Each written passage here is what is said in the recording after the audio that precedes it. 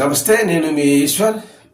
ఈ సిక్స్ న్యూస్కి స్వాగతం. వార్తల్లోని ముఖ్య అంశాలు: సంగారెడ్డి జైలులో బీఆర్ఎస్ నేతలను కలిసి మాట్లాడిన కేటీఆర్ అనంతరం మీడియాతో మాట్లాడారు. కేసీఆర్ ఆదేశాల మేరకు పార్టీ సీనియర్ నాయకులతో కలిసి సంగారెడ్డి జైలులో ఉన్న లగచర్ల బాధితులను కలిశామని తెలిపారు. పేదల భూమి సేకరించే విషయములో వాళ్లను సమిధులు అవుతున్నారని, లక్షల రూపాయలు విలువ చేసే భూములను అడ్డికి పావుషేరు ఇస్తామంటే ఎలా ఒప్పుకుంటామని రైతులు ఆవేదన వ్యక్తం చేస్తున్నారని, కష్టపడి సాధించుకున్న తెలంగాణలో రేవంత్ రెడ్డి రాబందులాగా వచ్చి పేదల భూములు కొల్లగొడుతున్నారని మండిపడ్డారు. గతంలో ఫార్మా అంటే కాలుష్యం అన్న రేవంత్ ఇప్పుడు ఏ విధంగా 3,000 ఎకరాలు తీసుకుంటున్నారని ప్రశ్నించారు. జైలులో ఇప్పుడు మేము 16 మందిని కలిశామని, వాళ్ళ బాధ చెప్పలేని విధంగా ఉందని, అందులో ఒక ప్రభుత్వ ఉద్యోగి సైతం ఉన్నారని, రేవంత్ పెట్టిన కుల గణనలో పాల్గొని సాయంత్రానికి దాడిలో